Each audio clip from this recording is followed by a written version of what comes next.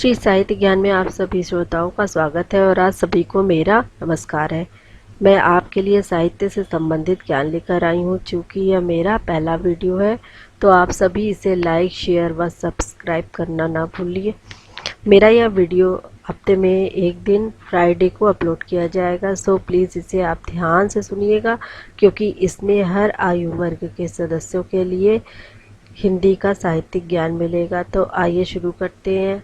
आगे मैं इसमें इंटर व हाई स्कूल के छात्रों के लिए भी कुछ ज्ञान देना चाहूँगी जो मैं आगे आपको अपलोड होने वाले वीडियो में बताऊँगी। कबीर सुमिरन को अंग की व्याख्या मैं आज आपको बताने जा रही हूँ। चलिए सुनते हैं। कबीर सुमिरन को अंग साखी से लिया गया है ये पद, इसे सुनिए। कबीर कहता जात है सुनता है सब कोई, कबीर कहता जात है सुनता है सब कोई, राम कहे भल होइगा नहीं तर भला न होई। यहाँ पर कबीर दास जी कहते हैं कि मैं हमेशा कहता आया हूँ और कहता जाता हूँ और सभी लोग मेरी बात को सुनते भी हैं।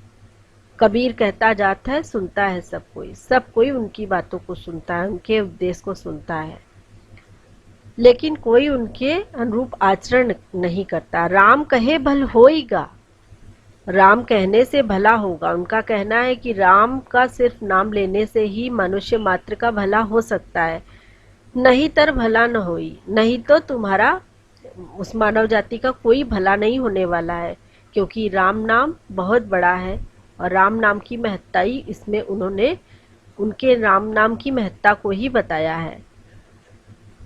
लेकिन उनका कहना है कि मेरे इस उद्देश्य के अनुसार कोई भी आचरण नहीं करता है। अगर प्रभु का स्मरण एक बार भी कर लिया जाए तो किसी का भी कल्याण हो सकता है। कबीर कहे मैं कथी गए ब्रह्म महेश, राम नाम तत्सार है सब काहू उपदेश। कबीर जी कहते हैं कि ब्रह्मा और महेश यानी कि ब्रह्मा और शिव भी यह उपदेश देकर गए हैं और मैं भी वही बात कहता हूँ कि राम का नाम जो है वो सार तत्व है, यही सार तत्व है और ये सबके लिए उपदेश दिया गया है। सभी जाति, धर्म, संप्रदाय और लिंग सभी इसमें आते हैं, जिनके लिए राम नाम की महत्ता, राम के नाम की भक्ति एक समान है, सबको इसका अधिकार है। यही क्योंकि यही सार तत्व है, राम नाम ही सार तत्व है। चलिए अब चलते हैं तीसरी साखी सुमिरन को अंग। तत्व तिलक तिहुलोक में राम नाम निज सार, तत्व तिलक तिहुलोक में राम नाम निज सार, जन कबीर मस्तक दिया शोभा अति अपार, जन कबीर मस्तक दिया शोभा अति अधिक अपार। तत्व तिलक तिहुलोक में राम नाम निज सार, इसमें कबीर जी बताने की कोशिश कर रहे हैं कि राम नाम जो है वो अपना भी सार है, यानी कि हमारा जो सार है वो राम नाम में ही निहित है। जन कबीर मस्तक दिया शोभा अधिक अपार, राम नाम की महत्ता को बताते हैं और कहते हैं कि इसको जो है कबीर जी ने अपने मस्तक पर धारण किया, यानी कि वह राम नाम को अपने मस्तक पर धारण किए तो उनकी शोभा और अधिक बढ़ गई। इस तरह से वह यह बताने की कोशिश कर रहे हैं कि इस तीनों लोक में राम नाम जो है वो तिलक के समान है।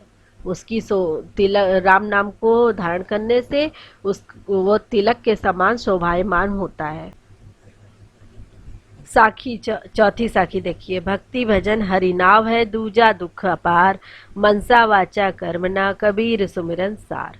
मन से, वचन से और कर्मों से कबीर जी कहते हैं कि हरि के नाम की भक्ति और भजन करना ही एकमात्र मतलब सार है, ये सुमिरन का सार है। दूजा तो दुख अपार है, प्रभु की भक्ति करना और उनके बारे में ही उनका जप करना ही ये जो है जीवन का सार है, और दूसरा सब कुछ जो है वो दुख अपार है। चलिए पांचवी साखी देखते हैं। कबीर सुमिरन सार है और सकल जंजाल, कबीर सुमिरन सार है और सकल जंजाल, आदि अंत सब सो दिया दूजा देखो काल। कबीर का कहना है कि भगवान प्रभु के नाम का स्मरण ही जो है वो सार तत्व है और सकल जंजाल, और सब जो है वो केवल बंधन वाली बातें हैं।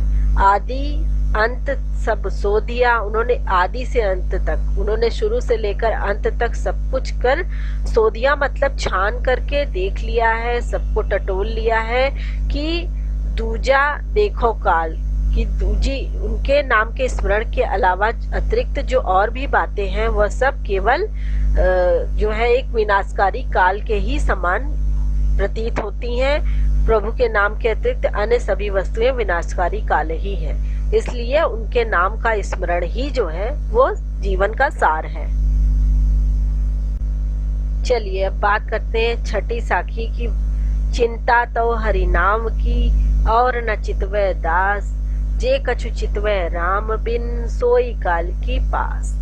चिंता तो हरि नाम की और न चितवै दास, जे कछु चितवै राम बिन राम सोई काल की पास।